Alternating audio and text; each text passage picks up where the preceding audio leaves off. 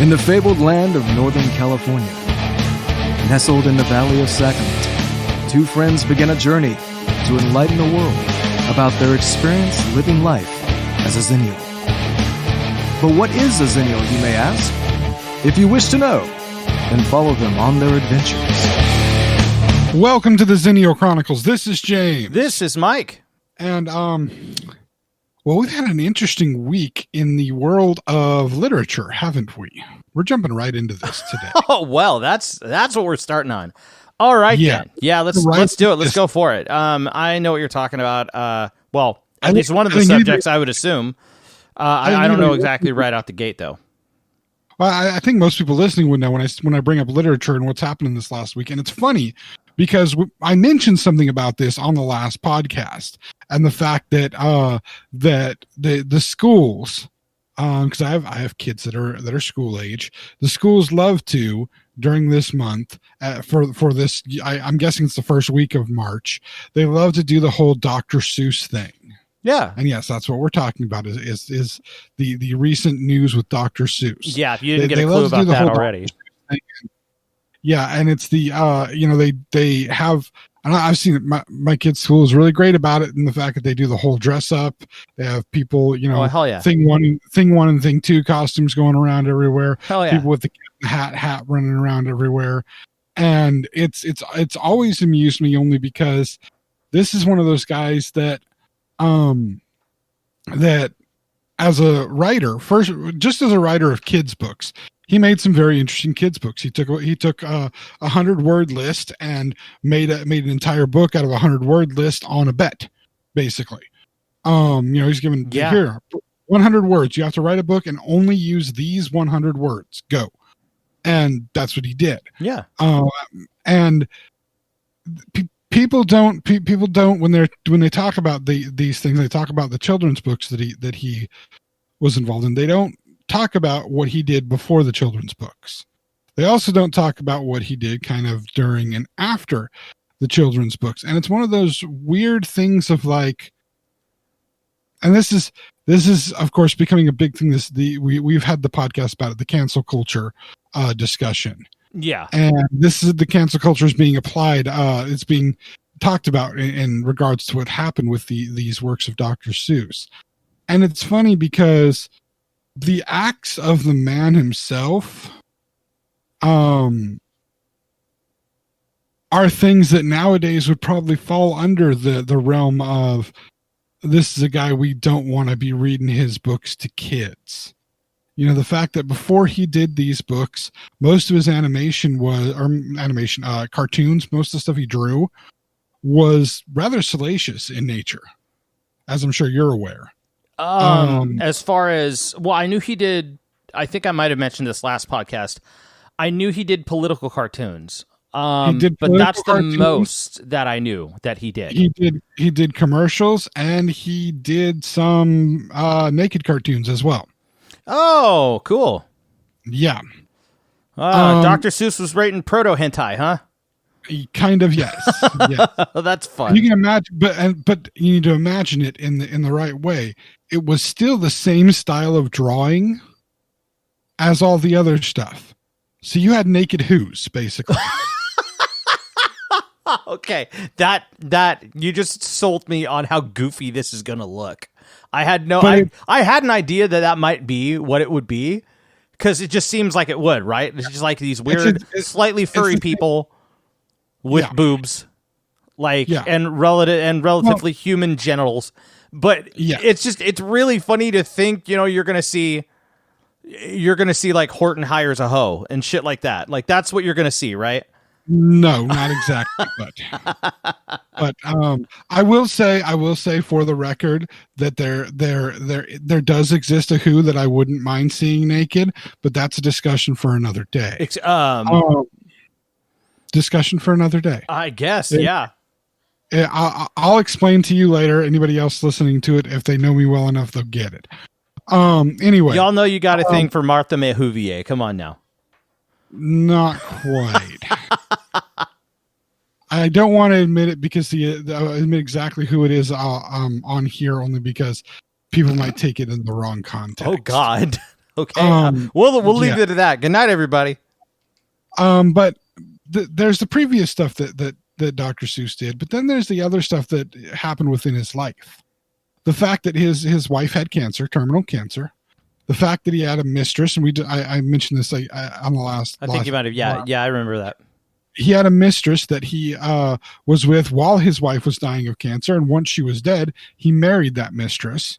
And these are all things that nowadays would be part of the public persona of somebody, and part of the things that they would have judgment from the fan base on. This is not somebody who we would now be okay with our kids reading their books in school and having a whole week to celebrate. And yet those parts don't get discussed at all. And I mean, I understand you don't want to tell kids, all right, here's a book by a wonderful guy who used to draw naked pictures and who cheated on his cancer-ridden wife. Yeah, you kind of missed those details in third grade, bro. Yeah, it's called Green Eggs and Ham. And so is there innuendo in this book? We have no idea. We'll probably find it somewhere, though. Well, yes, there is. But I mean, now, hold on. This is a different argument because okay, because there are some children who you can read something like that to, and then you can discuss the possible innuendo or discuss the possible social ramifications of the story.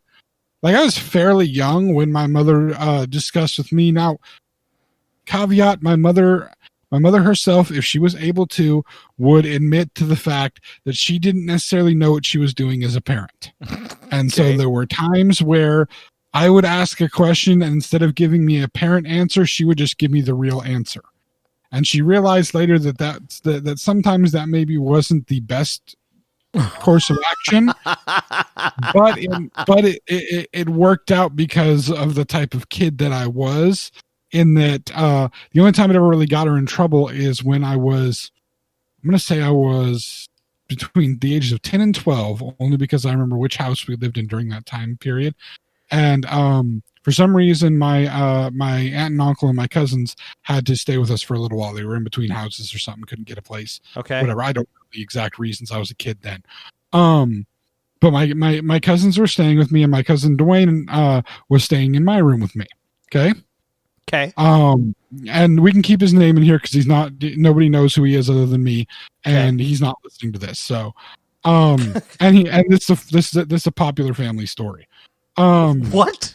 Okay. This is a popular family story. My cousin was staying in my room. I'm like 2 years older than him, so he's 8 or 9 at this point, right? Right. And he's bunking in my room because that was appropriate. That made sense. We were around the same age. And he asks me where babies came from. The standard. Okay. Other kids things. Yeah. This was an interesting question to me at the age of 10, 11, 12, whatever I was at that point. Okay. Because I knew the answer to this question when I was 5. And the reason so you're looking at him, you're like, how the hell don't you know this already? Yeah, the reason I knew, it wasn't because I was some like super smart prodigy kid. I was fairly intelligent, but I wasn't any kind of prodigy or anything. If I was, I'd be doing a lot more than what I'm doing now in my life. I was just a little bit smarter than most people. At least than most kids at that time. And I will admit there were a few adults that I was already smarter than, but that doesn't but my mother had I've said on here before, I think, that books are one of the things my mother would never refuse to buy me. She never bought toys. You had to wait for toys for your birthday or for Christmas. So when you went to the store, if you picked out a toy, you could tell mom, oh yeah, I'd like this toy for my birthday, or I'd like this toy for Christmas. You didn't ask her if you could have it that day. Because if you said you liked it for Christmas or for your birthday, then you might get it sooner than that if she was in a giving mood. But typically you would get it around your birthday or Christmas. So, that was okay. If you asked for it for it that day, you was in trouble, and you was going to be in trouble for the rest of the thing because you embarrassed her by asking her for something in the store. So you had to be cool about it. No, hey mom, I like this. I want it for Christmas, or I want it for my birthday. Okay, we'll see what we can do. That's honestly a good thing to teach your kids, though. Like it was delayed gratification was a good thing to be taught. Yes. Yeah, definitely. She waited for something to happen at a specific time. That was a good idea to a great extent. There was also the fact that she also, at the same time, she wouldn't go and buy herself something and then tell me no, I couldn't have my thing. Right. Which was another very good lesson. If she was going to buy herself something, that's when you sometimes would get the toy. And it wasn't, thing is, you wouldn't get it if you asked for it. Sometimes she would just say, hey, you want to go pick yourself out a toy? Go ahead and go grab a toy.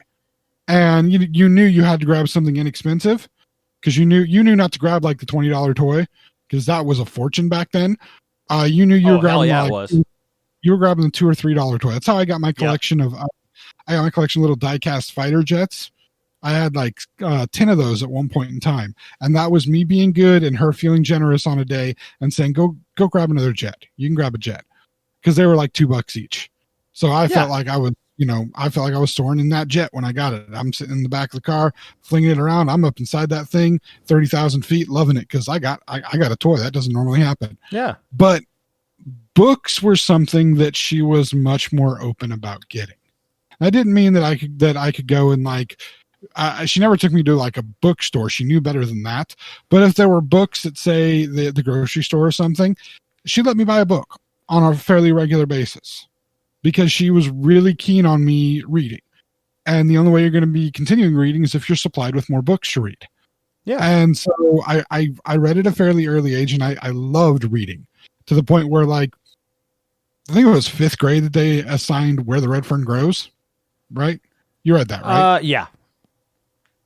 By the time 5th grade rolled around and they assigned that book, I had my own copy at home. I'd already read it like 3 or 4 times. Damn. I read it back in like 2nd or 3rd grade because I was over at a friend's house. The friend's mom was reading it to him. I found it interesting. I asked my mom to get the book for me. She got it and I read it. Never understood why his mom was reading it, but whatever. I just got a copy and started reading it and loved it. And, she taught me early, if there's a word you don't understand, either try to find it in a dictionary, which we always had a dictionary, or ask me or dad, and we'll tell you what the word is and try to explain it to you. My mother also had a set of encyclopedias. I'm sure everybody in our age group had Encyclopedia Britannica at some point. My mom had the full set of Encyclopedia Britannica, especially because it was door-to-door salesman. You got to pay in payments. So, that's an easy way to take care of things. Yeah. But I also had a Charlie Brown encyclopedia. And these were, I think, 15 volumes. And they were thin books, maybe 1/4 of an inch thick books. But it was literally Charlie Brown explaining a whole bunch of stuff. Really?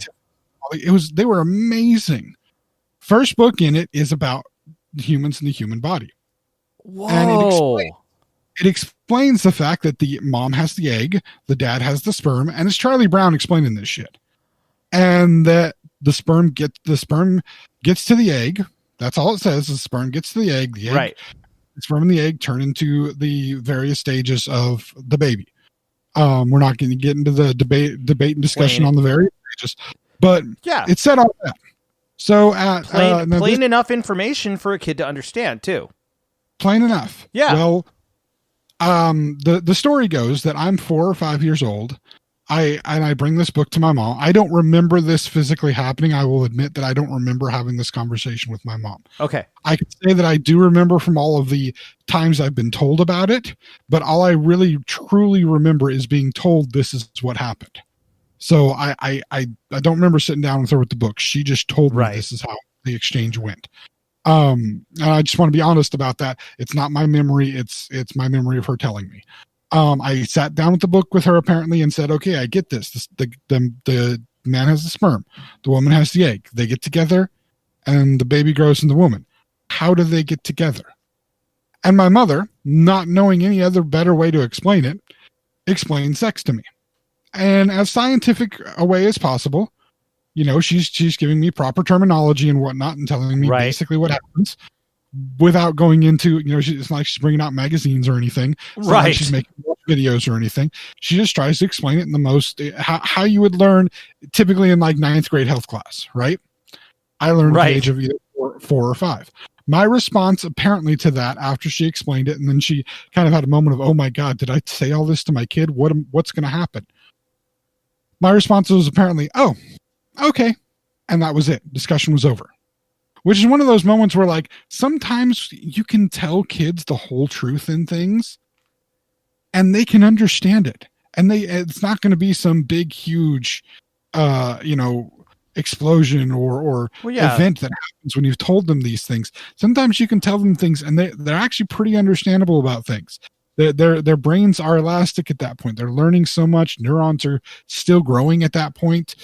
You can be honest with your kids. They can handle it, at least with some things. But, discretion. But anyway, so we're with my cousin there, and one night as they're staying there, he's 9 years old, 8 years old, something like that. And he's asking me where babies come from. And I'm like, yeah, I've known this for half my life already. How the hell do you not know this? So I told him. Oh boy. And of course my uncle was furious. My aunt was furious, yelling at my mom, trying to yell at me. And my mom at least defended me in the sense that, he asked him a question and he answered the question. What'd you want him to do? Lie? Not answer the question? Yeah. I told him. Did you expect him to not know? Yeah, my son has the answer. He just gave him the information on it. I will admit by 10, I probably had a little more knowledge than just the basic knowledge. So I may or may not have embellished. Again, I don't remember the exact conversation. I do remember having the conversation with my cousin. Do you remember if your cousin was traumatized or if he just was like, oh, huh. And then that was it? I don't, but like, I don't know. I knew his parents, so I figured he was already traumatized. So, okay. But anyway, that's the side of the family I don't talk to anymore, just in case you're wondering. Did it start then? Was the conversation over at that age? No. No, it took way more trauma than that. No, yeah. No, that I'm sorry. I'm not trying to create shitty situations joke about bad situations like that at all. I technically stopped talking to that family about last one I talked to. I stopped talking to about 6 months ago. That was the last family I talked to, but I had slowly been pulling myself away from that family for about 20 years, and then it really almost exactly 9 years ago, almost exactly, we're a few weeks beyond 9 years ago, is when we kind of really stopped talking to each other. Okay. So yeah, most of them I haven't seen in 9 years. In fact, now that I think about it, I actually have not seen any of them in 9 years, like physically seen them. Yeah. 9 years. It will be longer. It will that time period will continue to expand. Oh yes. I only see one instance where I might see any of them, and that's only if I'm invited. If I'm not invited, then I'm not worried about it. And I don't think I'm going to be invited. So, I wasn't invited to any of the weddings. I was going to say it doesn't seem to be breaking your heart at all, man. Nope. People that I'm in many ways glad to have as not a regular part of my life. They didn't appreciate me being in theirs, and more importantly, the most important thing to me in my life, they didn't really want to know about because of their own personal preconceived notions about things. Interesting. And so, yeah, when that becomes a thing you don't want to really talk about, you don't want to have to acknowledge the existence of, then that being like the biggest part of my life. Yeah. What we're talking about, by the way, I can let you know, we're talking about my kids. They didn't want to acknowledge my kids, and I'm not okay with that. That sounds like bullshit. Oh, it is. But that's why I really feel good about not talking to them.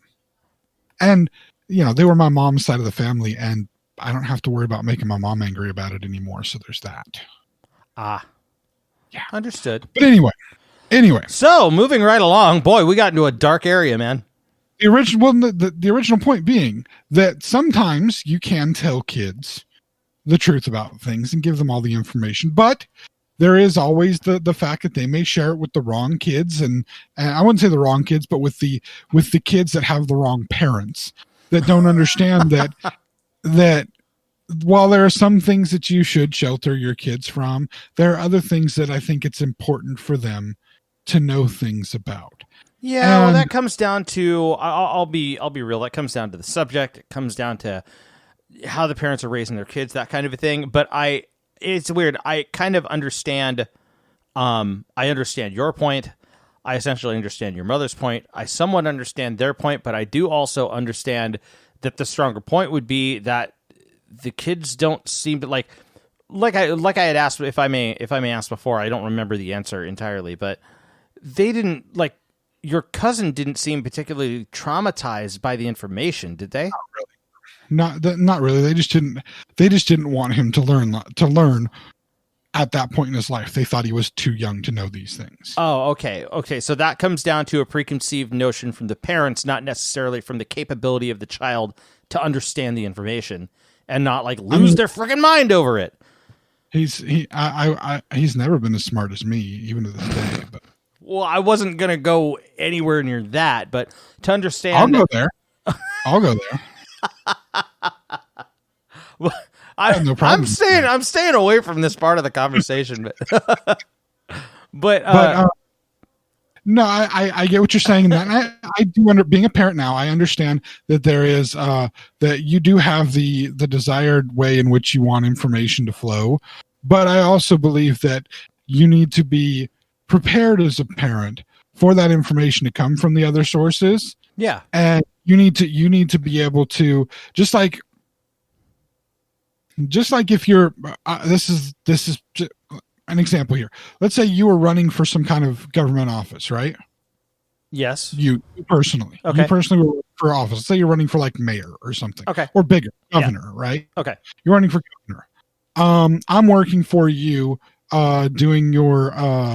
doing like your campaign stuff. I'm your campaign manager. Yeah. We hear a rumor that somebody has gotten a hold of old videotape of you back in your kind of drinking party days. That's the only part of this, by the way, that has a nugget of truth. Because I don't see you running for governor, and I don't see me being the campaign manager. If anybody's running for governor, it's me. But again, we're talking about just a scenario here, right? Yeah. Hypothetical, completely hypothetical. Somebody's found this video, could be embarrassing or damaging, hasn't been released yet, but you have solid information that somebody's found the video. So do you wait for it to be released in the news by the public, or do you get out ahead of it and try to get the information out first so that you can talk about it? Because you know it's going to happen. You know the person's going to release it, or people are going to get it released. So you're talking about. So we're considering a blackmail situation here. Not quite blackmail. It's not quite blackmail in the sense that the person hasn't tried to blackmail you with it in the sense of, pay me or drop out of the race or whatever, or I'll reveal this. You just know that your opponent has found it's on the way. Stuff. They're going to release it to the press. It's not a thing of you do this or we won't. They're going to release it because they want to make you look bad. So you try to get out ahead of it, right? You try to talk about it first. Okay. Get out ahead of it, get it done, right? That would be sound strategy. I think the same is true in parenting, in that if with all the different situations that come across in the world, I personally as a parent want to try to get my kids informed out ahead of when the situation occurs. I don't want to wait for it to happen. I don't want to wait for there to be a possibility of somebody else getting them informed. I want to get them informed before those other things are a possibility. And so that's again my personal way of handling the situation. Understood. And I do that in almost any situation. Whereas, even for myself, if I'm about to jump into something new, I want to get myself fully informed of all the pros, all the cons, all the different things going on with it. And I want to get out ahead of what could happen and what won't happen. You know what I mean? Same type of thing. It's just being prepared. I would much rather be prepared. So while I understand, again, back to the original point, while I understand, with the kids learning Dr. Seuss, the books are good books. They are easy to read. The majority of them are anyway. They are easy books to read. They are good learner books to start with. And the vast majority of them have great little stories that entertain kids and do get them involved in enjoying reading. Even I would say, I'll go so far as to say this, the books that were recently removed. It's funny. I've not read any of the ones. I think I've only read one of the ones that were recently removed. They were still easy stories to read that would get kids engaged in reading. Let me ask, if I may, before we keep going forward, which one was it that you had read? Because I've read only one of them as well. I didn't recognize any of the titles except for one. Give me a moment. I have to look them back up. Okay, because I know the one that I'll say which one I did. The one that I recognized was "And to Think That I Saw It on Mulberry Street." We used to have that book when I was a kid. Yes, that one. That was the one. That one seems like the most popular out of the 6 that came out. All the rest of the other 5, I've never heard of those titles before. And it was, as far as the uproar and the backlash, XYZ, it's literally the same. From what I'm noticing, and I say literally in an actual literal context, I consider it to be literally the same thing as a preconceived cancel culture issue, whereas somebody is creating an uproar to make something much bigger than it is. Because I have heard a little bit, I've learned a little bit about this situation, and this isn't companies going after or people boycotting Dr. Seuss because of this stuff. This is literally I have the list. You have the list. And to think that I saw it on Mulberry Street, which is, I've actually read 2 of these. Oh, if I ran the zoo, I read that one. Okay, I didn't read that one. Mick Elligott's Pool. Never heard of that guy. On Beyond Zebra. No. Scrambled Eggs Super. And The Cat's Quizzer. Yeah, I don't know.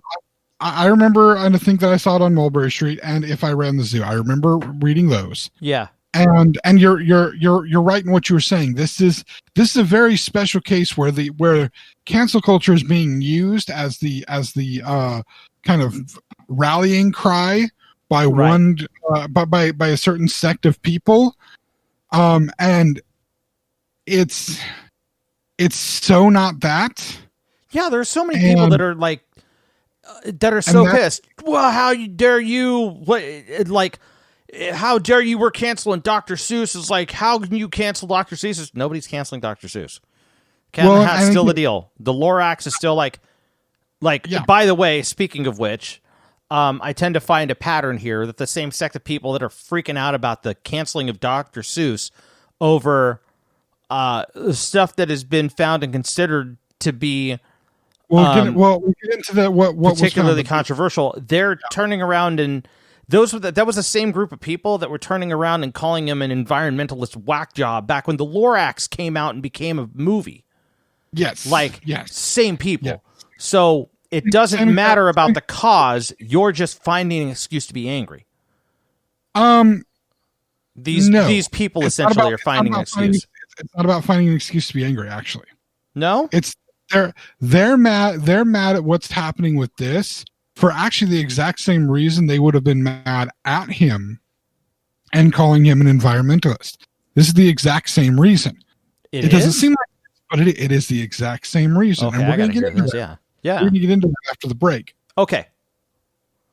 But before we get into that, like I said, I remember reading these two books.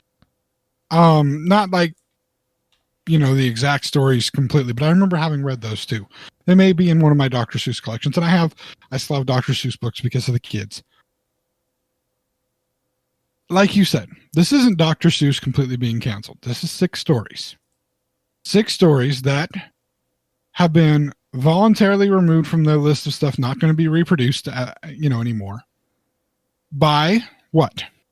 Who's removed these? His own estate. It's his own estate that has removed them. Yeah. Exactly. This isn't, like you said, this isn't companies or a big there were writing complaints about these stories for many years. Actually, for many years, complaints had been made about these stories, but this wasn't something where like one specific event happened and suddenly the internet mobilized in what is now considered the way cancel culture is working. Right. All these people on the internet mobilized and, cancel Dr. Seuss completely. This was the company saying, we're not going to produce these anymore. In much the same way that Disney has, and in fact, these two things have been connected with this in the way that Disney has not only, as we discussed before, put disclaimers in front of many of the old shows, but they have started removing those shows from playlists of users on Disney Plus that are identified as the children in the family. Because you don't have Disney Plus, so you don't know. You can have multiple users, just like a Netflix account, although I don't know if you have one of those. So you can have multiple users, and each user can have specific content. As a parent, if you're the one paying for it, you can have your user thing, and then you can have your kids' various user things, and you can limit their content. You can limit the things that they're allowed to watch. Okay, that's good. We tried that. We tried that with one of our kids on Hulu, and it turned out the one thing that they wanted to watch, mainly because of the fact that it's a weird anime where it's in this weird. It's a weird anime in some like German town or something that takes place, even though it's an anime. And half the people in the town, it's kind of based on Swan Lake. So half the people in the town are like, maybe a third of people in town are like animal people. And an especially creepy person is the dance teacher for the school, because of course it's anime, so it's about teenagers in school and whatnot. Yeah. The dance teacher is a cat person who constantly is, whenever one of the girls in the class is doing something wrong, he threatens to punish them by marrying them. What the hell? So dude, I've tried watching this show with my kid. It is the weirdest show in the world. Is it called Monster? No, it's called Princess Tutu. What the fuck? Okay. I've never heard of this. If you ever just watch an episode and then like know by watching it, this is what acid is like. At least that's what I think. I don't know. I've never done it, but it's a freaky ass show. When did this come out? I guess the original run was only like a season, 26 episodes. Came out in 2002. Of what? Princess Tutu? Princess Tutu, yeah. Yeah, it's a freaky show, man. But anyway, you have the ability to set your user preferences and who's going to be using it. So if your kids are on their thing, they have their own playlist and stuff. So like the stuff they watch will come up in their list. So if you as the adult have the things that you watch, right? You've watched this previously. You want to keep watching. You have your list of CSI and Smallville, right? And funny enough, that is what's on. Those are on Hulu, so that's on Hulu. But like when I look at our Hulu now, because the kid uses it, so I see like Dragon Ball Z, and then CSI, and then SpongeBob, and some other anime thing, and then a couple more down, Smallville, because it's sounds hilarious. This reminds me of a joke I heard on the Drew Carey show like just forever ago. It's just one of those things that permanently sticks in my head for some stupid reason. They said something about how they were surfing through all of his channels and he had this package that had the Disney Channel, and they asked if he had a package for the Playboy Channel as well. He's like, no, I don't got that. I hear that when you get both of those packages, they put you on a special list. Yeah, basically.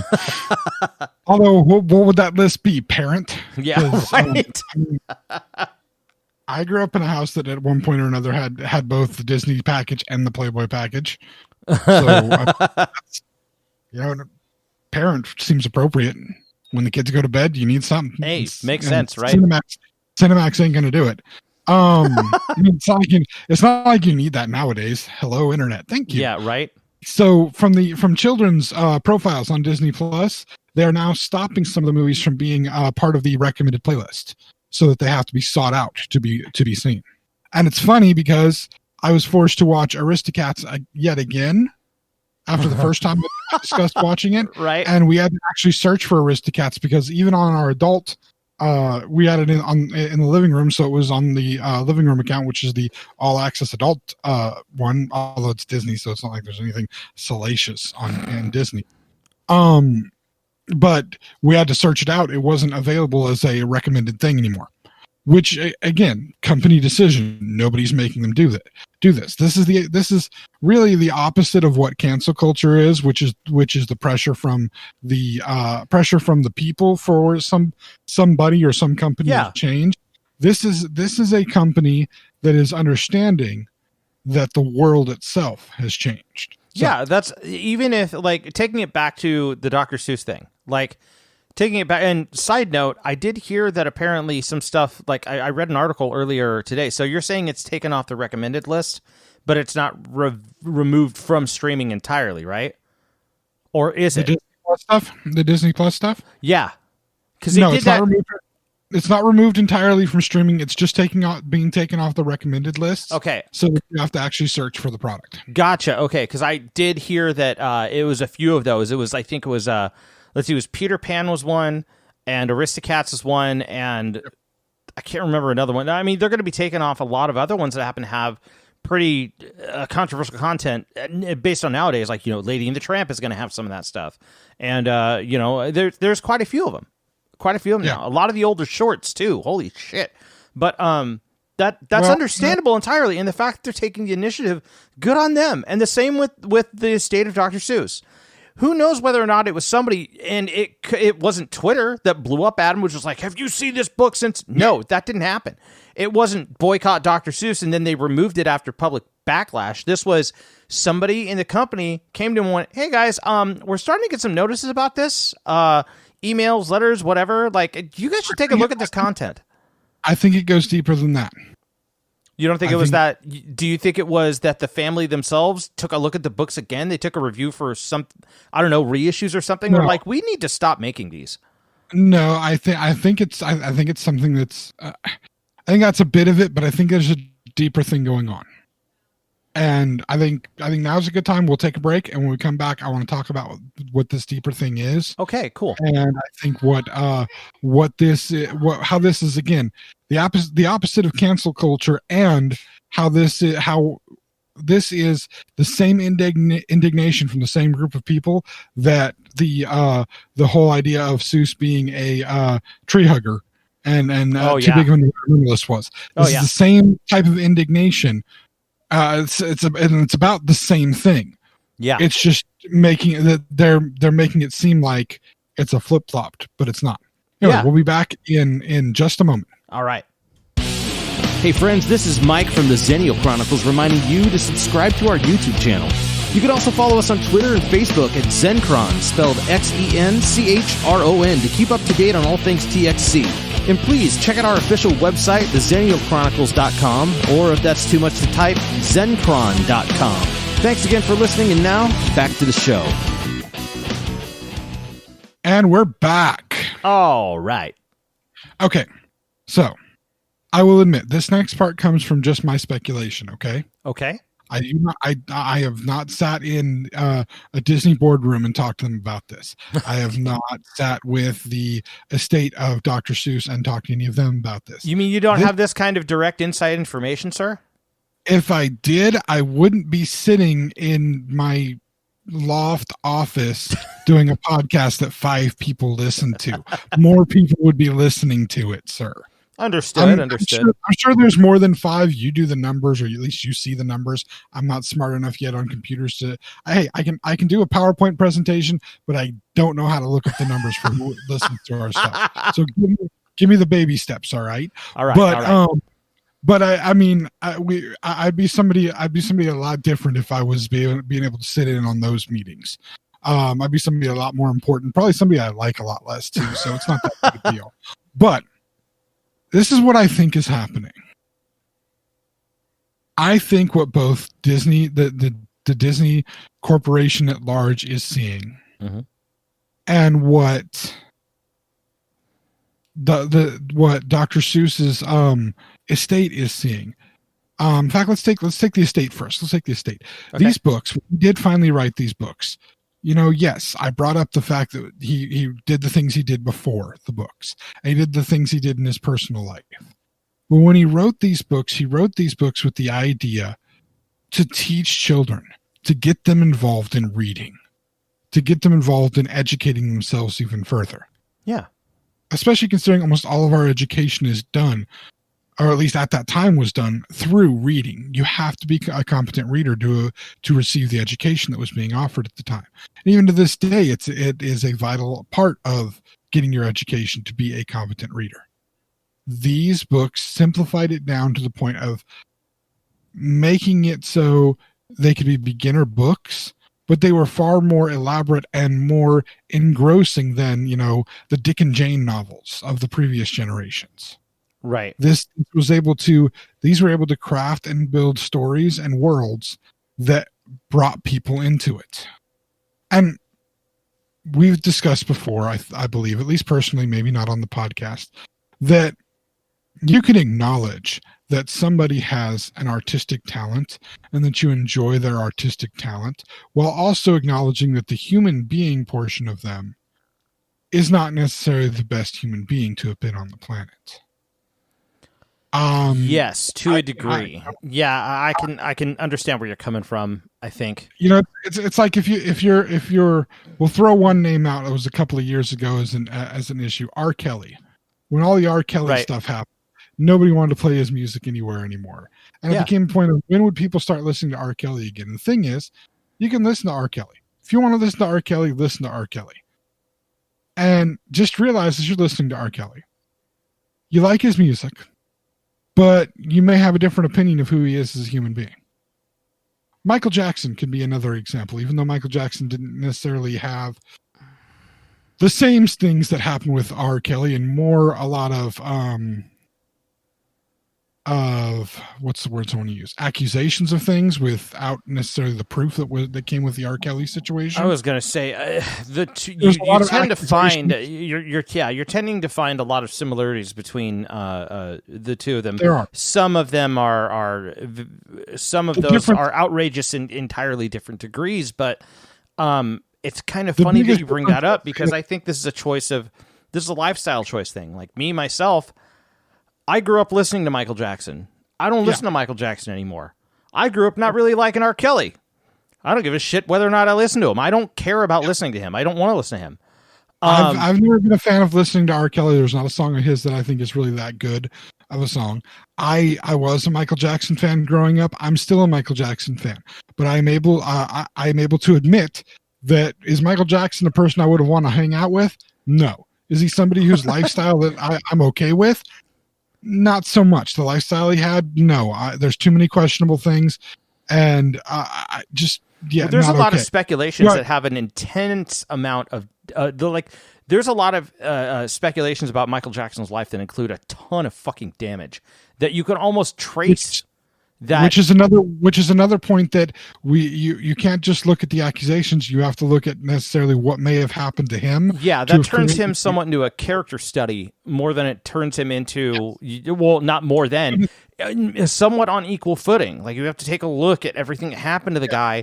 That doesn't excuse anything. I will tell you that. But at the same time, you also understand. Yeah, you also don't have to. If I may, you also don't have to necessarily support that once you become aware of it. It doesn't. Some people that will start to continue to listen to R. Kelly or continue to listen to Michael Jackson, they may be aware of all of that information. They may not be. The fact that may possibly come up a little bit later and slowly reinsert its way into whatever level of mainstream that it may reinsert itself into, there are multiple factors. Maybe people are knowledgeable of it and either forgive it or just forgot about it, don't want to remember it, don't want to do anything about it. They just want to listen to the music. I personally can't bring myself to do that. Or people just flat out fucking forgot about it. It's one of those possible two things. This is a complicated subject. It is. And I'm of the belief that you can choose how you want to handle the situation. You've chosen, for instance, in the case of, we use Michael Jackson as the example because that's where we differ. You've chosen in this case that you don't want to listen to his music, as well as not necessarily being fond of the things he did as a person.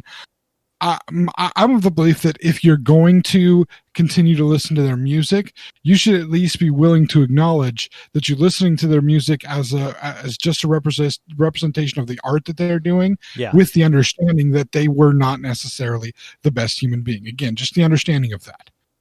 What was the one that it's really funny that you bring that up. There was a another joke from, I was watching Saturday Night Live some years ago, and it was a monologue Pete Davidson did on the backlash from the Michael Jackson stuff specifically. And he was speaking it as someone who has been trying to spend time coming to terms with his toxic personality and with his mental health. And it was a very poignant way of coming about it. But one of the things that he said was to entirely remove someone and misunderstand and be unable to separate the art from the artist. Some people can take that choice and not do it. Some people can't. And it depends on whether or not that artist or that creator, let's just say, is how deeply they've pinned themselves into the current status of society. Like, one of the examples that he said was, sorry, what? I think that's a part of it, but go on. You have another example? Yeah, the example he said was that, okay, well, if you want to talk about that, if you want to keep, like, you can listen to the music, but you also have to be mindful of the terrible things that he did. You need to understand that is detrimental, and you need to know and understand that that is what it is. Whether or not he was a genius in his musical career is completely separate from the fact that he was a terrible fucking person. In his context, he said, every time you sit down in a car and you buckle your seatbelt, you have to scream, Henry Ford hated the Jews. That kind of an idea. You have to understand the terrible people that some of these useful things came from. And see, that's part of what I'm getting at, in the sense of, you have these things that make Dr. Seuss not necessarily a good human being. But yeah, if you can focus just on the books, and funny enough, in all the Dr. Seuss weeks that happen, that I've seen at the schools, you don't really see any pictures of Dr. Seuss anywhere. It's just the characters from the books. It's just this universe of interconnectivity that he created with these books, right? Which is good, at least, that they focus more on that than they focus on anything else. But these were the start of trying to get people, this is starting to get kids to read, and this is trying to get them to read and engaged in different worlds instead of just simplicity of reading. Instead of just that, this is simple, but with depth, with stories, with something to actually capture the imagination, as opposed to just, the best way to teach somebody something is to get them interested in it. And that's what Dr. Seuss was able to do, which is why he has the lasting legacy that he has. This is what I think the Seuss estate is thinking. They're thinking, this is the legacy. Getting kids to read, getting kids involved in this stuff, changing the culture by educating people, making people become more educated. Because you have to think about the fact, at the time that these books come out, getting a high school education wasn't necessarily the norm. Not everybody graduated high school. Depending on where you lived, sometimes as far as you got was 8th grade, because your family couldn't afford for you to go to school anymore. And you wouldn't think that would be a thing for high schools, but it was. I had relatives that only went to 8th grade and never went beyond that. Because, hell, in one family, they only had one horse, so only one kid got to go to high school, because that was the only way to get there, was to ride the horse. I'm not even joking. That was my great-grandparents, or at least my great-grandmother. They were a household of like 14 kids. Of course, they lived in Idaho and, had a farm. Makes sense, right? Yeah. But, one kid got to go to high school, the others didn't. Man, you had it. These came out at a time when not everybody went to college. Yeah, it wasn't expected that people were going to go to college. You graduate high school and you go get a job. Only certain kids went to college. Only the smart kids went to college. Not everyone. I remember being given the whole college pitch when I was in high school. They never said anything about the smart kids go to college. They said the smart kids might get their college paid for, but they didn't say the smart kids go to college. No, you and me both were dealing with the same shit. It was college is the wave of the future. Go to college, go to college, go to college. You have to, because you'll never get a good job without going to college. You will never get a career without college. That was some shit that was actually straight up told to me by people pitching that shit. It was insane. You'll never get a career unless you have your lips attached to someone's ass. That's just my What do you want to do? Flip burgers for the rest of your life? That's the kind of shit they used to tell you in high school. Yes. 25, 30 years ago. Goddamn right they were. And there's no, anyway. by the way, just to for context here, there is no shame in having a career doing that. There shouldn't be. No. There is none, especially period. Especially if you get to eat the burgers as well. That makes it even better. Right? I know. Burgers are awesome. But anyway. But yeah, the people shaming people for the jobs that they had that were less desirable. They did that. There were people shitting on garbage men, which is fucking. Have you seen how much money a garbage man makes? Yeah, they made more than the teachers ever did. Damn. Wow. Yeah, you're right. And hell, their equipment was paid for by the company most of the time, or the government if it's a it's a state utility, isn't it? It's not like they were buying their own coveralls and gloves or anything. That was all paid for. They didn't have to go out. They didn't have to go out to the store and buy. They didn't have to come to your house with a checklist of like, yeah, we need you guys to supply these things for us. Like the teachers have to send home. Dude, right? Because they can't afford the damn things themselves because they're not giving them a decent salary to do that. Anyway, back to the point. Sorry. Which is I think the estate of Dr. Seuss looked at what the Seuss brand has meant for education, for kind of, again, moving the culture forward, and realized that yes, they had heard some complaints about this. Yes, some of this had been drawn to their attention. And I think they realized that while at the time that those things were written, they would have been socially acceptable, because at the time, people, as much as they want to try to teach us nowadays that we've become more rude as we've as each generation comes down, we've become more and more rude. They'll tell us that you're rude, you have no respect for your elders anymore. But when we were younger, we had respect for our elders. No, you didn't. You started a whole movement about not having respect for your elders. Not only that, on top of that, you were also racist. Well, no, that's the thing is. Not to say that doesn't exist still, but no, that wasn't the respect that they were talking about back then. They were talking about respect for your elders. They were talking about some of the different things that were ingrained into what they were doing. They were talking about the fact that we don't follow the formalities that we used to in certain things. But it's funny because they argue against the way that we have abbreviated conversations, the way that we don't answer and talk on the phones and instead send text messages back and forth, that we don't communicate by necessarily looking at each other face to face anymore and acknowledging in the same way. Every time you see the person, if you're living in the same house, you don't say, hello, how are you doing? Or, every single morning when one person comes downstairs saying good morning to the other people in the household, you don't necessarily have to do that anymore. But back then, that was the way the handled things. We're not polite anymore. We're rude. We don't call people at this time. We don't do these same social niceties. But then they want to be angry when they're being asked to not say and do certain things, because the newer generations are finding that that's the thing that is impolite. And so we'll get to that in a minute. We'll get to that because this is where I'm drawing in and making the parallel about the indignation. I think I understand where you're coming from. I like it. Please keep going. The Seuss estate saw that these references in these specific books. Now, the way Dr. Seuss's books are written with the rhyme schemes and whatnot, it'd be very difficult to change some of the things. Some of the art would have to be redone. It could be, but their way of handling the situation is by choosing themselves to no longer have these books printed and put out as part of the Dr. Seuss collection, because the company has seen that the world has changed. The perceptions of the world have changed. And things that were socially acceptable in the past, and I use those words specifically, socially acceptable.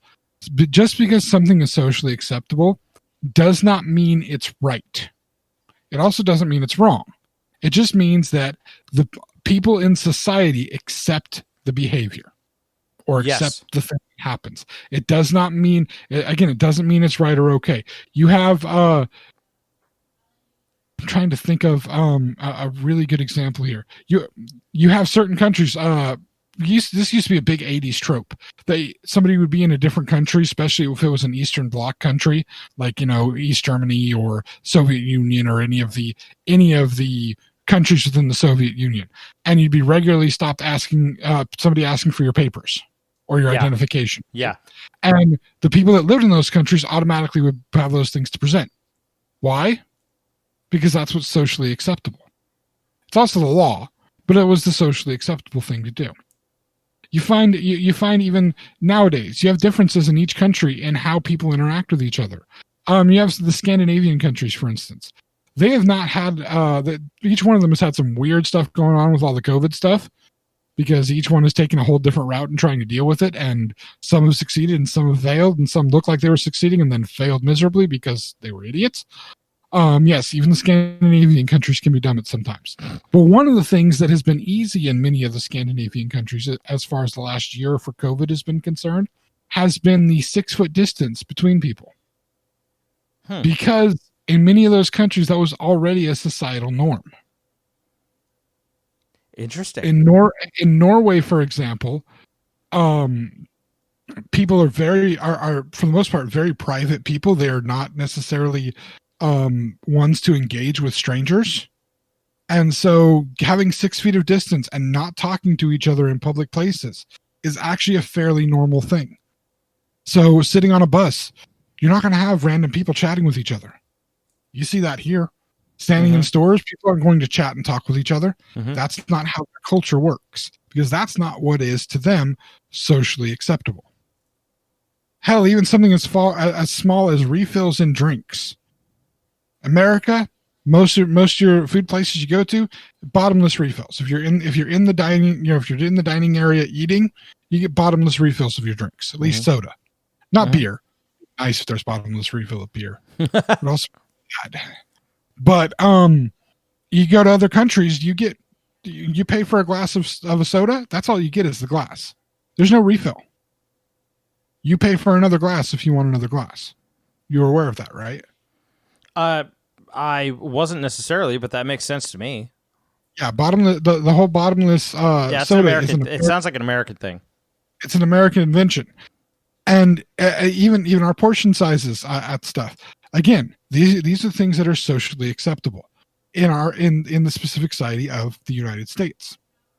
Same things are not socially acceptable in other countries, and the things that are socially acceptable change as the culture changes.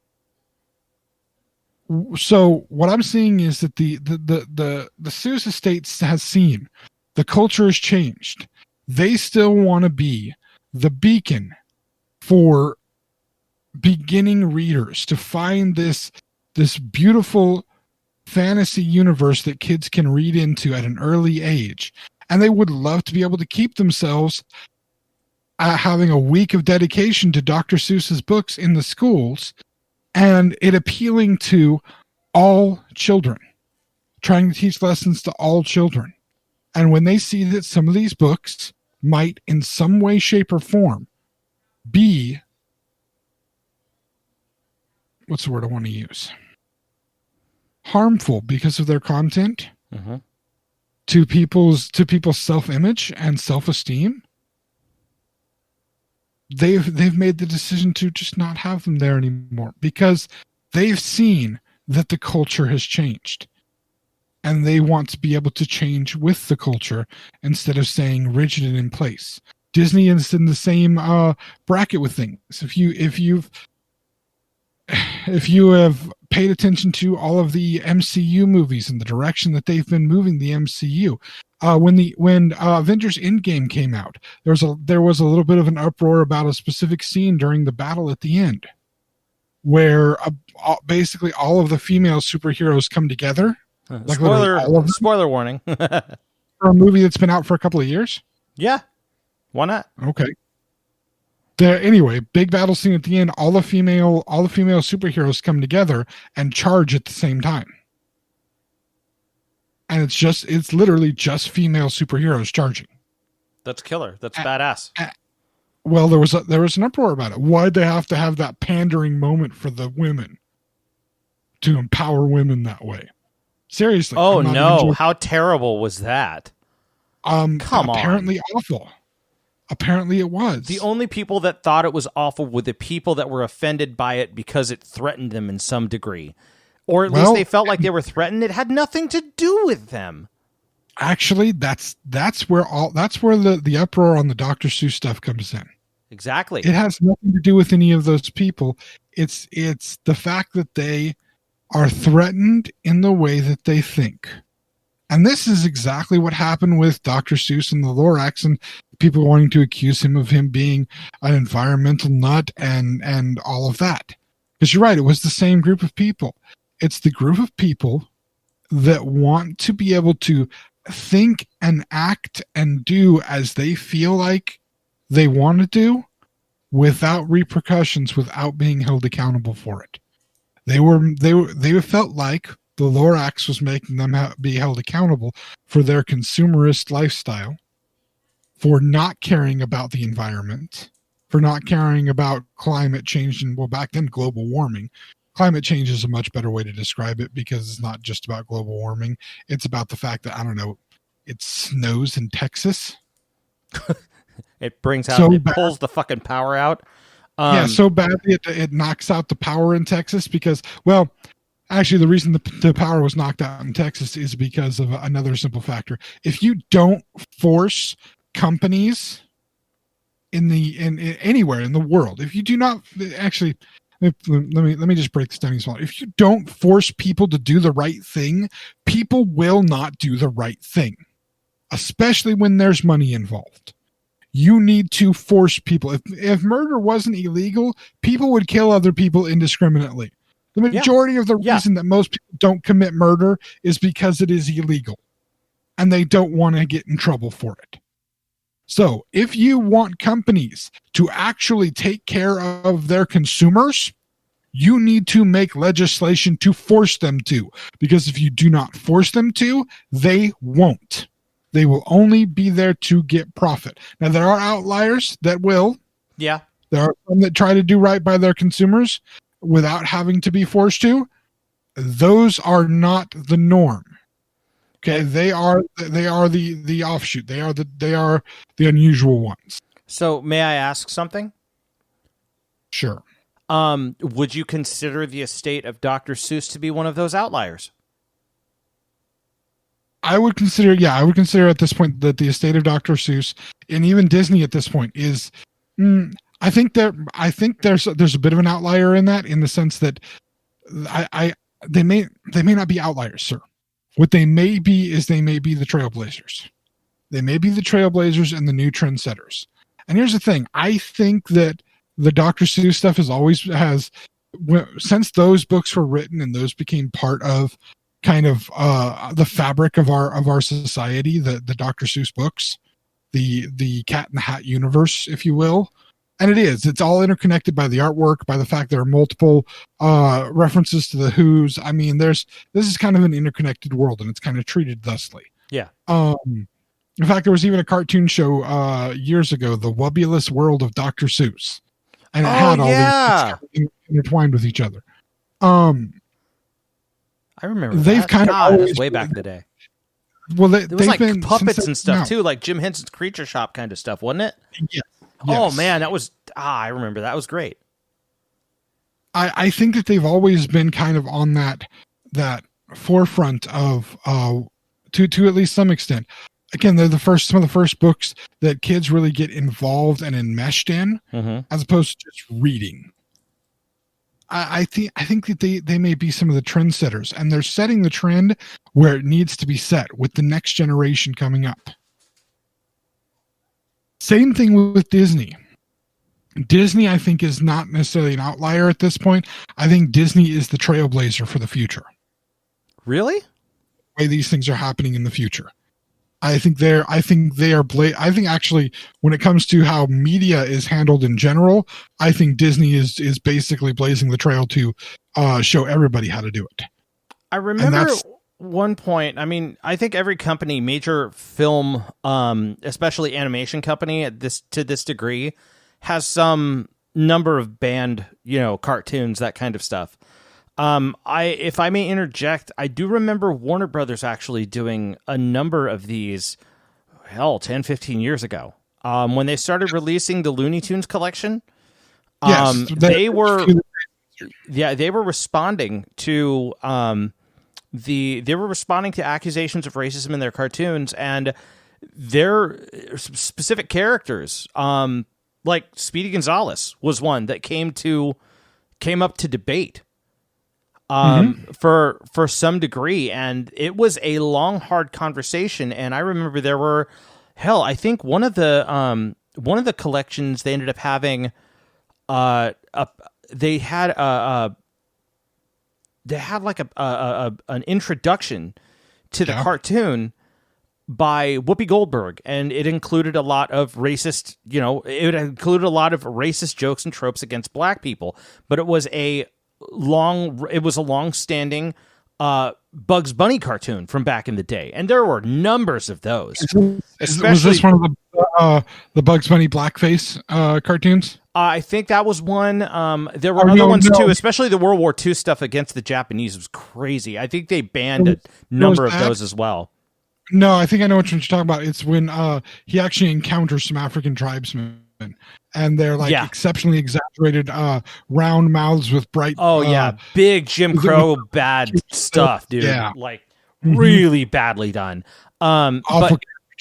Awful caricatures. But I remembered they did it for the sake of education. They did it. They left it there. And they were like, look, this is a collection. And they brought her in because she was someone who deserved to, if she was somebody who bringing her on would have been like bringing, I remember seeing it and not necessarily being happy that they included it, but it was better to include it as a piece of education on racism in the media than it was to omit it. Well, and for that time period, you're talking probably 80s, 90s, or early 2000s. It was like early 2000s, yeah.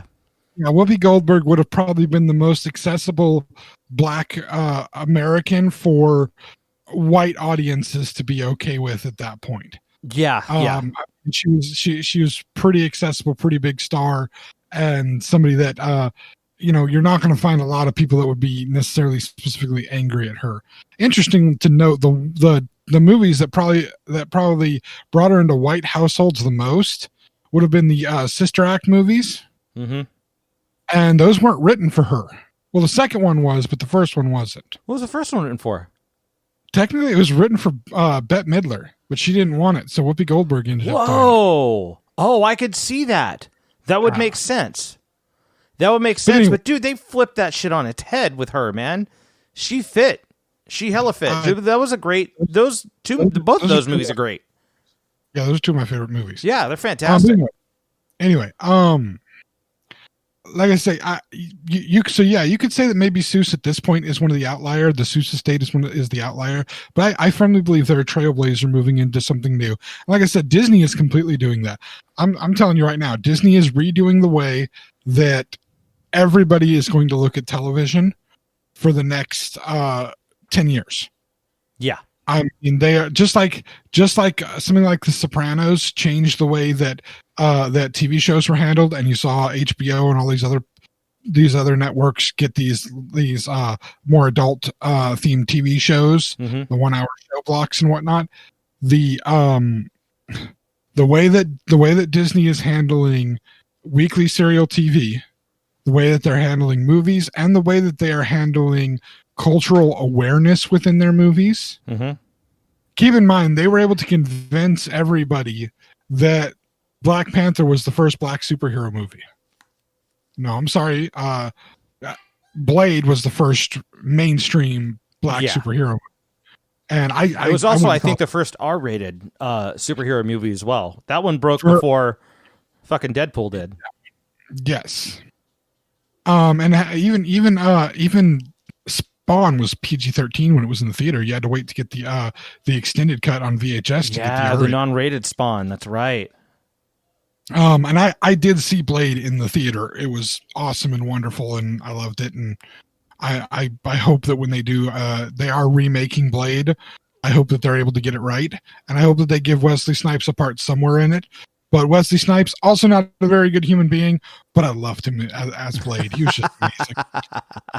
Except for the third one, which he was apparently a total douchebag on the set of the third one. But, Was he?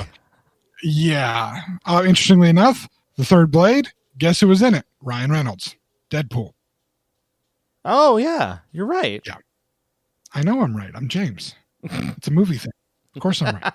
But no, I mean, same with Disney. You've seen a lot with Disney, with the newer Disney movies. You are seeing more female protagonists. You are seeing movies that are dealing with people of different cultures. And the attempt to make sure that when you have a specific culture represented in the animation, to have somebody of that culture being the voice of the character, which is actually a big part of representation that has been lacking for many, many years. If you have somebody that is you have characters that are of Chinese descent, right? Mulan, the original animated Mulan. Yeah. Right? Majority of the actors were Chinese actors. However, some of the major parts were not. I mean, Eddie Murphy, not Chinese. Yes, he was playing a dragon. I get that. But still not Chinese. The warrior that I can't remember the warrior's name. The warrior that is training Mulan and the other soldiers. Oh yeah, wasn't he played by Donny Osmond? He was Donny Osmond, and Donny Osmond was the vocals as well. The short warrior Yao, I think was his name, was oh god, I can't think of his name. He's the actor with like the super scratchy voice. He was in Mrs. Doubtfire, one of the ones that was dressing up Robin Williams' character. Oh man, the one who played his brother? Yeah, I can't think of his name. Yeah, he was also he also did the role of Edna Turnblad in Hairspray on Broadway when it came out on Broadway. Oh, I can't think of his name right now. Yeah, but he's got that Harvey Fierstein. Really? Is that it? Harvey Fierstein? I don't know. Maybe, I don't know. He's got that really scratchy voice though. Yeah. Which made him hilarious as Edna Turnblad. I don't know how familiar you are with Hairspray, but Edna Turnblad is the main character's mom, and it was originally played by, in the original movie, the John Waters film Hairspray. The actress, I'm not sure exactly how he or she identified back then, and it was more of a difficult thing to get proper identifying back then. But Divine played the part of Edna Turnblad, the mother in the movie. And so it's always traditionally been played by a man in drag. So in the newer movie, Travolta played the part of Edna Turnblad. Oh wow! Yeah, no, it was in the original film. It was played by a man in drag. And again, I don't know if I believe Divine identified as a man in drag. I don't believe Divine identified any other way. I'm interested also with the Disney connection. Ursula, the sea queen from Little Mermaid, was actually based on Divine, who died not before the movie was made. Yeah. Oh wow. Yeah. Just fun little note, but no. So you see, there's back to Mulan. Back then, they were just looking for voice actors that would fit the voice of what they wanted to for a character, not necessarily thinking about culture, ethnicity. And of course, they have the Emperor played by Pat Morita. Now, here's the funny part about that: this group of people, right, that is becoming angry about the changes to the removal of these Dr. Seuss books, that were angry about the girl superhero team up. Yeah. You tell them that Pat Morita was the voice of the Emperor. They're like, okay, so what's the problem with that? Pat Morita wasn't he American born Japanese? Yes. He's Japanese. Not Chinese. Well, are we okay? So I have a question, because I don't feel like I can ask these kinds of questions because I don't feel like I have the full perception here. Okay. Okay. Like, if that's the case, if we're going to split those hairs, that feels like it would not make sense for Chadwick Boseman to have played King T'Challa, because he was not African born African. It feels like there's a degree of hair splitting here, and I'm not entirely sure. Like, I am only saying this because I'm fully disclaiming this right now. I do not have the education behind it. I don't know. I'm not trying to stir any kind of pot. I am not trying to be. I can explain that. Yeah, I literally don't know the answer, and it is an honest question on my end. I'll explain. Okay. Pat Morita is Japanese, not Chinese. That's the difference. Because there is a distinct cultural difference between Japanese and Chinese. Yes. That is a distinct cultural difference. Okay. Understood. So, Chadwick Boseman was playing the king of Wakanda. Now, find a map of Africa and find me the country of Wakanda. Well, whether or not the country is, it's based in Africa, technically speaking. It is fictional. Yes. Okay. So again, it's not about necessarily. It's a fictional. He developed and adopted a native African accent, if I am not mistaken. Yes, he did. Fooled the shit out of Trevor Noah too. He thought it was legit. Okay. Here's the thing, though. Pat Morita. Did you ever hear him talk outside of doing yes, The Karate Kid? He used to be on he was on, oh my god, why can't I think of that show? He was on Happy Days. Well, he was on Happy Days and damn it. Red Fox. Oh my god. He played a restaurant owner on that show, and I can't fucking think of the show. Red Fox was on it. He played the dad. Heart attack. I'm coming, Elizabeth. The beat up ass red truck, man. Why can't I think of that show's name? It came out in the 70s. I can't think of it either. Okay. I know the show you're talking about too, and I can't think of it either. No, it's more about the fact that here's the issue. It's not trying to find the show. But I do understand. Like, I don't know. Sanford and Son. That was the name of the show. That's what I was talking about. Okay. But that being said, is there a for the sake of considerate Asian representation, I do not know this, and that's why I'm asking, because I understand that Pat Morita was American. He was an American-born Japanese actor. Okay. Here's where the thing is. I think he was also on MASH at one point as well. Here's where the thing is. It isn't about adopting an accent. It's about the fact that the group of people would wonder why there would be any issue at all with a Japanese person playing Chinese, because the viewpoint would be, well, they're all Asian, so it doesn't matter. When in fact it might matter. It is still a racist thought form to think, doesn't matter, he looks Asian, so he's Asian. Oh, I honestly asked because I wasn't sure what the degree of I wasn't sure what the degree of, because I know that Asian actors and actresses, Asian actors in general have not been represented properly in a very large, very wide context. It seems almost like the concern for that has been so far down on it seems like it's not talked about enough. You know what I mean? No. It's not talked about enough, and again, and that's where I'm left. Where I don't feel like I have a gauge, right? There's actually a lot of reason for that, in the sense that that for a long time, Asian Americans were actually used as examples to other ethnic groups like Hispanic Americans or Black Americans as a basically the proper way to assimilate into American society, because for the most part, when Asian Americans did assimilate into American society, they basically just kept their heads down and didn't cause any waves or any problems for many, many years. And so they were used as the good example. This is how foreigners are supposed to adapt to being American. God almighty, really? Yeah. Jesus. Really. Which is where the tropes come in of Asians being good at math and being studious with school stuff, and there's so many of that. Those are ways to pigeonhole the group into one specific in those categories. Holy shit! That's fucked up. You're using them as, this is the example of a good immigrant. These are the ones we like. Seriously, there is a whole history of that. Apparently we fucking forgot that in the 40s. No. No, it wasn't so much for this is actually post 40s, most of it. Keep in mind, This before is the 40s. Well, I mean, no, because they'd been here for like, they had been here in a large amount. They built the fucking railroads, man. They'd been here for like over 100 years at that point. You know how they built the railroads? By being sent into the areas of the mountains that were being blasted with the dynamite and not necessarily being let out in time for the dynamite to explode.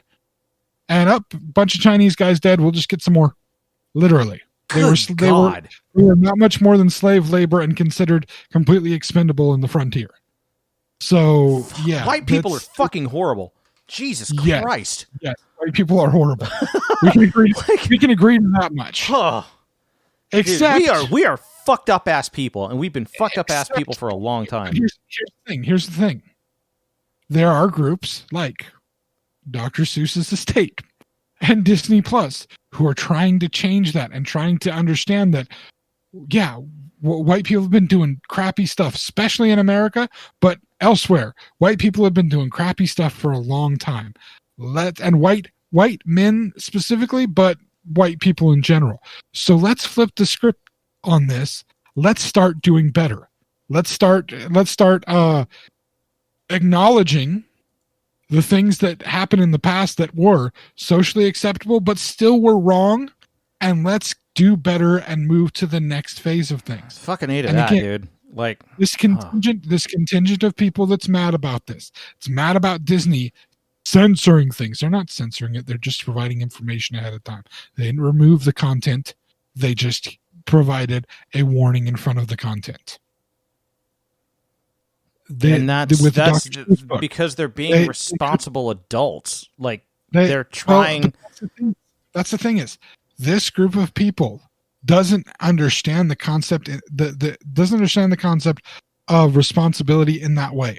They see responsibility as getting a job and paying your taxes, unless you're rich, because then you don't have to pay your taxes, and doing X, Y, and Z this specific way because that's the way it's always been done. That's the way they see responsibility. But for the things that you say that might, here's the thing, they're mad because they feel like they've been offended by this. Again, James did bad. James's phone went off. James did bad. How dare you?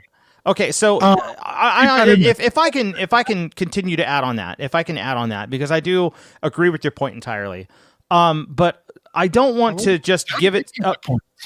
Oh, I'm sorry, what? I wasn't done making my point. You're taking my phone going off as your excuse to butt in. Fine, go. Is that okay? No, but do it anyway. Look, man, all I'm saying is Disney is the company, and Warner Brothers and a lot of these other, the estate of Dr. Seuss, a lot of these other people, or a lot of these other companies and these company heads, the bigwigs, whoever the hell they are. I honestly want to try to give, I don't think that, Roy is still the head of Disney, right? No, he's not involved. He's not involved? Okay.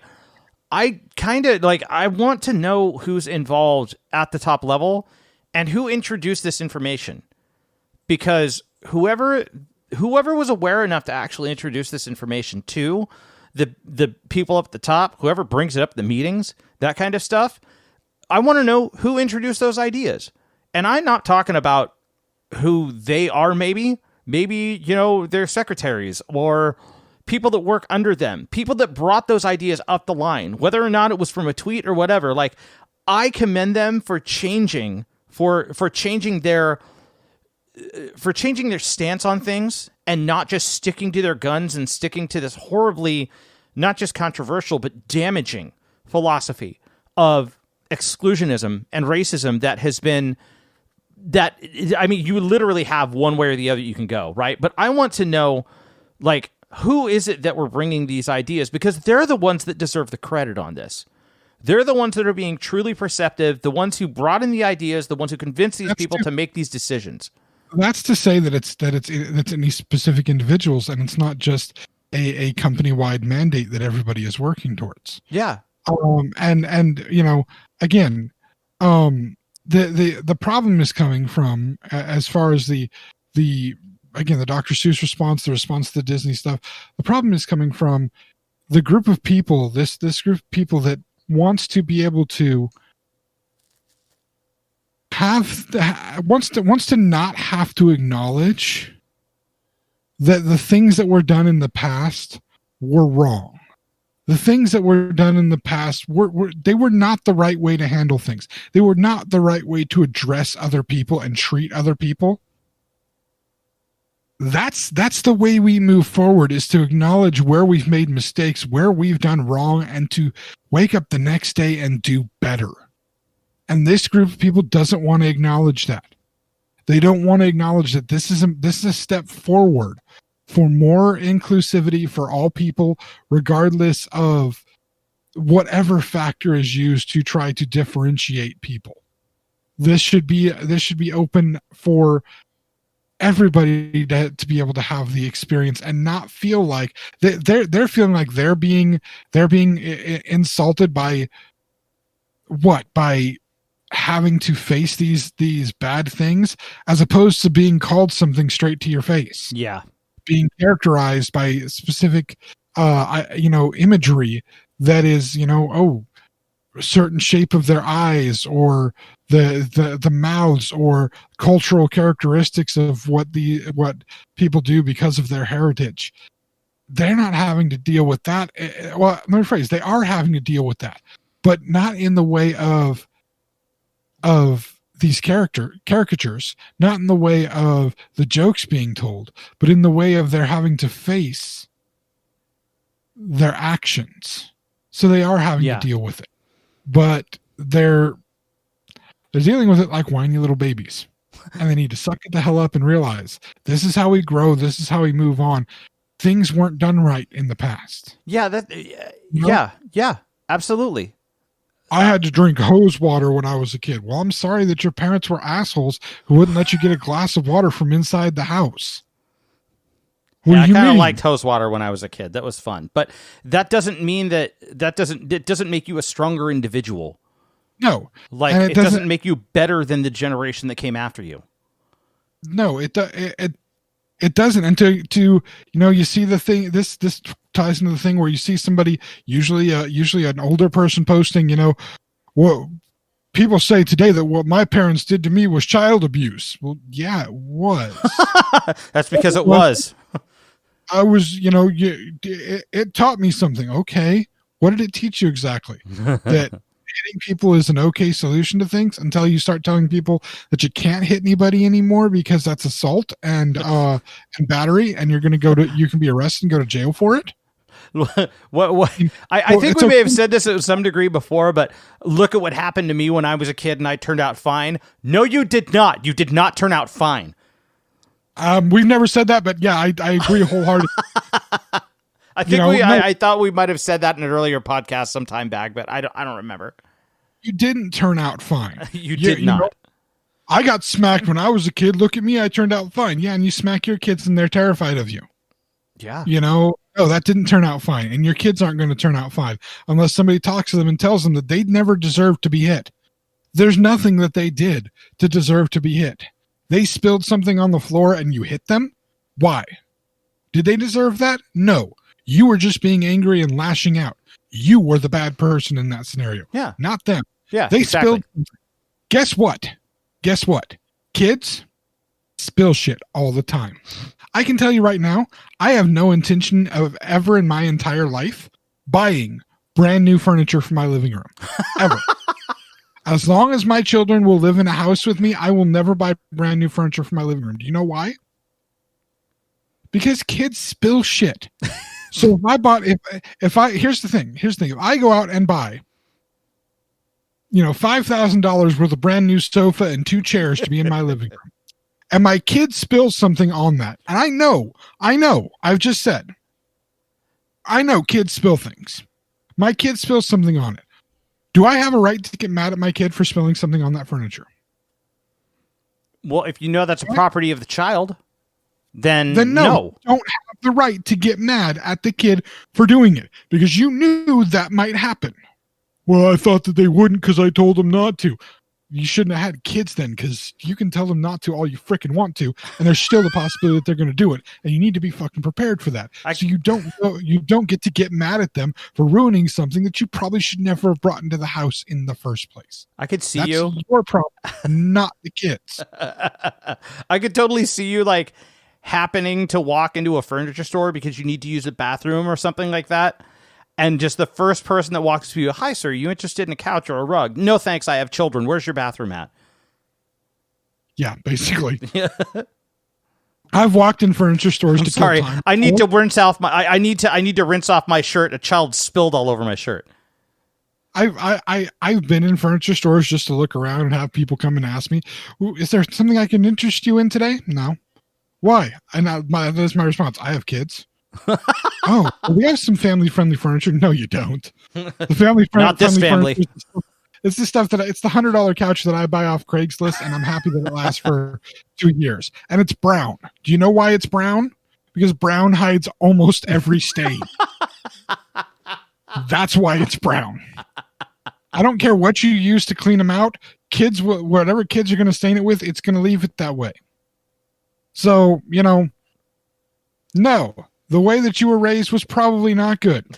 The things that happened when you were a kid were probably not good.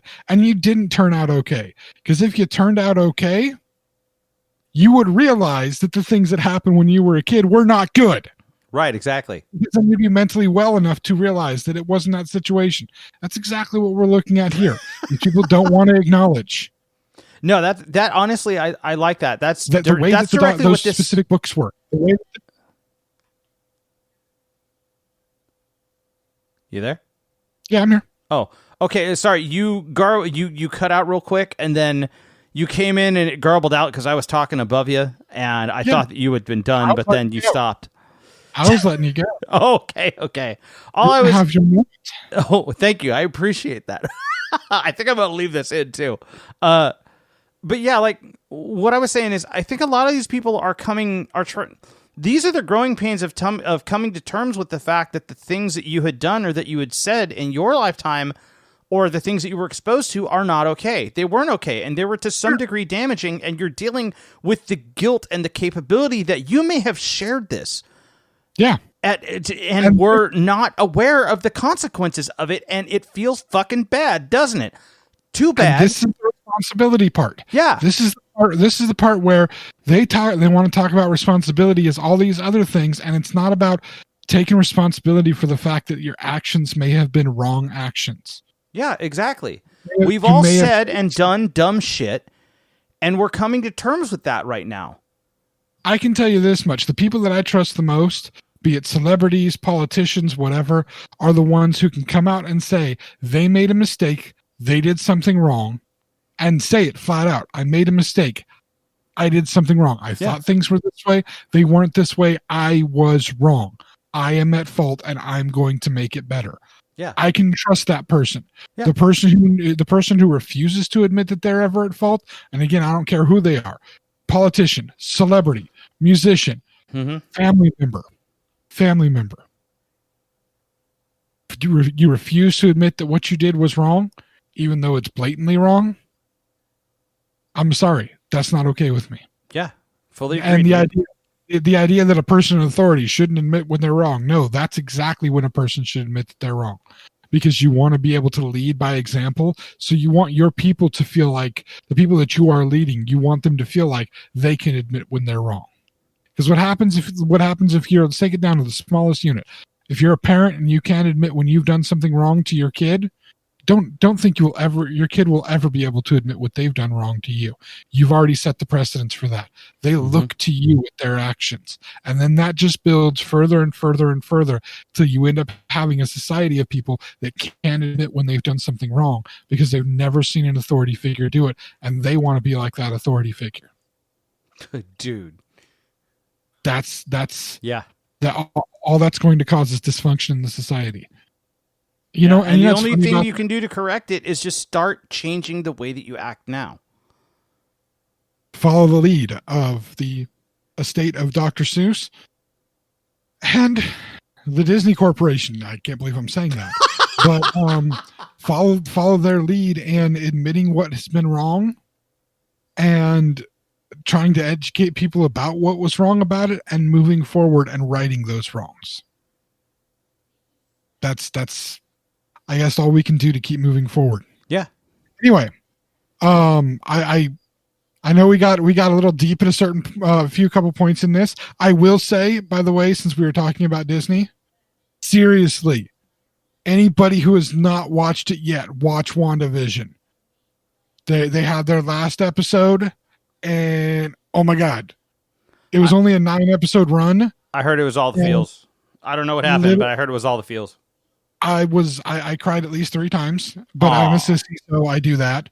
I shouldn't use that word. I am very emotional, so I do that. Sissy is the wrong way to say it. That's very misogynistic. My apologies. See, I said something wrong. See, because I'm used to saying it. I'm acknowledging I'm doing it wrong. I'm going to try not to do it again. I will probably fail and do it again because it's ingrained into me to do it, but it's still wrong every time I do it, and I will do whatever I can to not do it anymore. That's how you deal with those things. Yeah. And no, I didn't script that. That just happened. I said the word. No, that was I could tell that was right off the cuff. That's good. That's good. Damn it, I shouldn't say it that way because that is wrong to say. To associate being emotional with being female is inappropriate. To associate the ability to carry a child and give birth to it, that would be associating properly with female. I may have the stomach to look like I can do that, but I can't. I'm not genetically. You know what, man? You're working on that too. What? Growing the baby inside me? No, not growing a baby inside you. There's no Arnold Schwarzenegger Jr. thing going on here. I'm pregnant. Oh. Did I break it? Almost. I have something to share with you afterwards. Okay. Anyway, damn it, I lost my train of thought completely. Oh yes, this is the perfect example of me making a mistake and somebody making a mistake, acknowledging that you've made the mistake, and trying to do better and not make that mistake again, because it can be hurtful to people. The words have power. You remember, of course, and I think we've mentioned this before, but I mention it every time I get the opportunity to. You remember growing up, and one of the first times maybe somebody was bullying you in class, calling you names and stuff, and he came home and he told mom and dad about it, or mom or dad, whoever was there. Mm-hmm. He told them about it, and they taught you the stupid rhyme, right? Sticks and stones. Sticks and stones. Oh yeah. But words will never hurt me. Guess what? Sticks and stones. Yeah, they will break your bones. That's fine. Words can break your mind. Words can break your heart. Words can destroy your inner person. Some of that stuff, bones, you can put it, you can reset the bones and have a cast, and it'll grow back. And you know what? Images can do the same. It's hard to grow back your mind. Yeah. When it's broken and shattered like that, sometimes it gets destroyed so far that it's hard to ever truly come back from it. Your bone will heal naturally. That's what it does. To heal your mind, to heal your heart when things are said about you, that takes extra work. That takes you having the faith to believe that you can be healed again. So yeah, I'm sorry. The whole sticks and stones thing, words are sometimes even more important. I'd rather, I'm pretty good at dealing with whatever words people might say about me because I know myself pretty well. So I'll take the word at this point in my life now. I'll take the words over the sticks and stones. I ain't gonna get beat. But for many people, those words can be just as bad. Don't downplay the power of the words, because they can strike and hurt so much more than anything you're hit with or thrown at you. You know what I mean? Yeah. That's why we need to be so careful in the things that we say and understand the smallest thing that we say can hurt another person. Let's try to not hurt other people. Let's try to in everything that we do, be kind to each other.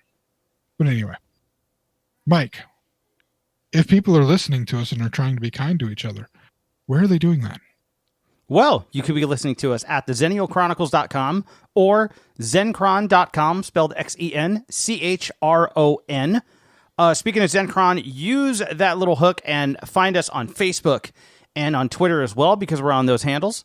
Also, we have a YouTube page as well. We're also available before the YouTube page, We're also available on any of the other podcasting platforms you're looking at. Like, you could be listening to us on most major ones like TuneIn and Spotify and oh my goodness, Apple and Google and all that kind of stuff. So you can check us out there. But going back to it, we also have a YouTube page as well, where our entire archive is available. All of our podcasts for the entire 2 years we've been doing it, as of this episode, as of the previous episode. That is available on our YouTube page.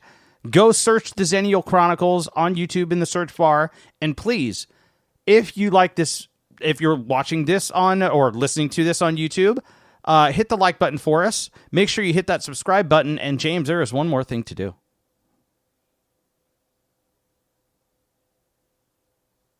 Was that loud enough?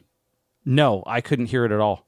You couldn't hear it at all? No, it literally was silent. It was absolute silence. I think you're being gated from Discord. I'm not going to say it again. I already said it. You better say it. You got to say it. Damn it. Fine. Click the bell. Oh, now when you have to say it, you've got a problem with it. Yeah. Well, I mean, at least it's not stolen from you like it was last time. And here's the thing. I know none of you like having to type in the Xennial Chronicles for everything. If you don't want to have to do that, looking us up on YouTube, right? If you don't want to have to do all the extra typing to find us, right? Am I saying that? Am I giving them the right information for this? I believe you will. You need to get your friends to subscribe as well. Just tell them to do it because it helps you out. It doesn't hurt them any to be subscribed to it. It doesn't hurt them to click the bell. They'll get a notification when we put the stuff out, and they can listen if they want to, or they don't have to. But if we get enough people to subscribe, we get our own URL, which apparently makes it so much easier to search for us. And that's a good thing. We want that. That's what Mike says. That's what I'm supposed to say about it. Yes. Because here's the thing. Mike has 2 other pages on YouTube. He has a page that's all about music history, music information, gear information. That's called Ruling Note Music. Now, if I'm correct, that one has its own URL, right? Yes, it does. And then he has one other YouTube page. This one is called Chronozode Games. This is a page where him and his wife play video games in chronological order of the story, not necessarily in order of the release of the games. But basically what it's really about, that's the premise of what it's supposed to be about. What it's really about is Mike failing horribly at video games. Yeah, it's fun. That one also has its own custom URL. Yes, it does. So it's easier to find those. We kind of want our own custom URL. So get your friends to subscribe to us. Get everybody you can to subscribe to us. Not because they really want to listen to us, but just to make it easier for you who actually are listening to us. Plus, it would make us feel really, really good. I mean, that would mean Mike has 3 custom URLs. I just get to have 1, but I'm okay with 1. I'm good with that. That would make me happy enough. Yeah. I can feel good with that. So, also, you may notice if you are a subscriber that these are coming out. It used to be we came out every Thursday, but we're not doing that anymore.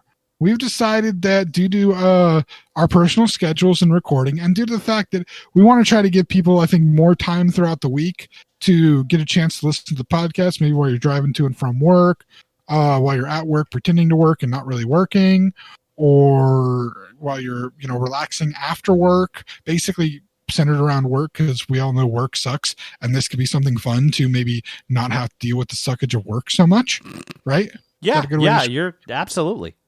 We are now having the podcast come out. What day, Mike? You're the one in charge of when they come out. What day are we coming out? They're now out on Mondays.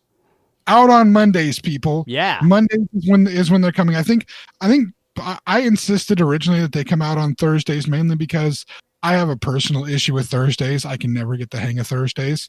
But more specifically, I just, especially when we started the podcast, Thursday was just a bad day for me. And yeah. I've been able to get over my Thursday hatred. Oh, good. Good. So I'm almost there. In about a year, I think I'll be done with my Thursday hatred. Oh. So what we're looking at then is Monday gives you the opportunity. It's out at the beginning of the week, because we're recording now over the weekend. You get it out at the beginning of the week, and you have the week to be able to listen to it, because sadly we're longer than most car drives anymore, because I talk too damn much. But still, check it out. Get your friends to sign up for it. And as always, any suggestions for anything that you would like us to talk about, please feel free to send it to our Facebook, our Twitter, or do a comment on the YouTube page. We will try to reply to as many comments as we possibly can. Yeah. And I think that's all I have for today. So I guess we'll talk to y'all again next week. Y'all have a good one. Thank you for tuning in, friends. The journey continues next week.